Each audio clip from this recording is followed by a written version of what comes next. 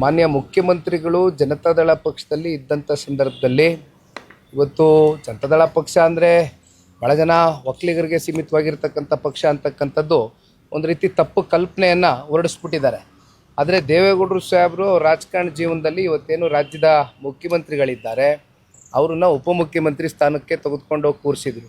ಇನ್ನು MP ಪ್ರಕಾಶ್ರು ಭಾಳ ಹಿರಿಯರು ನಮ್ಮ ಜೊತೇಲಿ ಇಲ್ಲ, ಇವತ್ತು ಭಾಳ ಹಿರಿಯ ನಾಯಕರು, ಅವ್ರನ್ನೂ ಕೂಡ ಉಪಮುಖ್ಯಮಂತ್ರಿ ಸ್ಥಾನಕ್ಕೆ ತಗೊಂಡೋಗಿರ್ತಕ್ಕಂಥದ್ದು ಇದೇ ಜನತಾದಳ ಪಕ್ಷ. ನನಗೆ ಗೊತ್ತಿಲ್ಲ ಯಾವ ಒಂದು ಹಿನ್ನೆಲೆಯಲ್ಲಿ ಇವತ್ತು ಮುಖ್ಯಮಂತ್ರಿಗಳು ಇವೆಲ್ಲ ಚರ್ಚೆ ಮಾಡ್ತಾ ಇದ್ದಾರೆ ಅಂತ. ಬಹುಶಃ ನಮಗೆ ನಿಮಗೆ ಗೊತ್ತಿದ್ದಂಗೆ ಸೀಟಿನ ವಿಚಾರವಾಗಿ ಇವೆಲ್ಲ ಚರ್ಚೆಗಳು ಉದ್ಭವ ಆಗಿದೆ.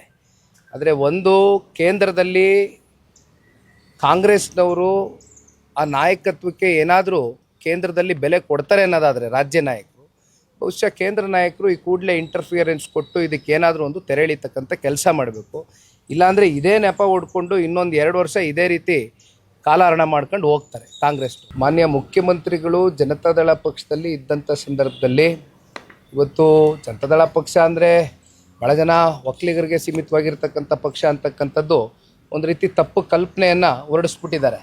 ಆದರೆ ದೇವೇಗೌಡರು ಸಾಹೇಬರು ರಾಜಕಾರಣ ಜೀವನದಲ್ಲಿ ಇವತ್ತೇನು ರಾಜ್ಯದ ಮುಖ್ಯಮಂತ್ರಿಗಳಿದ್ದಾರೆ ಅವ್ರನ್ನ ಉಪಮುಖ್ಯಮಂತ್ರಿ ಸ್ಥಾನಕ್ಕೆ ತೆಗೆದುಕೊಂಡು ಹೋಗಿ ಕೂರಿಸಿದ್ರು.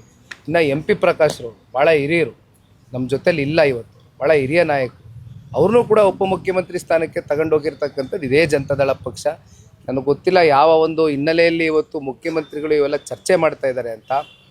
ಬಹುಶಃ ನಮಗೆ ನಿಮಗೆ ಗೊತ್ತಿದ್ದಂಗೆ ಸೀಟಿನ ವಿಚಾರವಾಗಿ ಇವೆಲ್ಲ ಚರ್ಚೆಗಳು ಉದ್ಭವ ಆಗಿದೆ. ಆದರೆ ಒಂದು ಕೇಂದ್ರದಲ್ಲಿ ಕಾಂಗ್ರೆಸ್ನವರು ಆ ನಾಯಕತ್ವಕ್ಕೆ ಏನಾದರೂ ಕೇಂದ್ರದಲ್ಲಿ ಬೆಲೆ ಕೊಡ್ತಾರೆ ಅನ್ನೋದಾದರೆ ರಾಜ್ಯ ನಾಯಕರು, ಬಹುಶಃ ಕೇಂದ್ರ ನಾಯಕರು ಈ ಕೂಡಲೇ ಇಂಟರ್ಫಿಯರೆನ್ಸ್ ಕೊಟ್ಟು ಇದಕ್ಕೆ ಏನಾದರೂ ಒಂದು ತೆರೆ ಎಳೀತಕ್ಕಂಥ ಕೆಲಸ ಮಾಡಬೇಕು. ಇಲ್ಲಾಂದರೆ ಇದೇ ನೆಪ ಹೊಡ್ಕೊಂಡು ಇನ್ನೊಂದು 2 ವರ್ಷ ಇದೇ ರೀತಿ ಕಾಲಹರಣ ಮಾಡ್ಕೊಂಡು ಹೋಗ್ತಾರೆ ಕಾಂಗ್ರೆಸ್.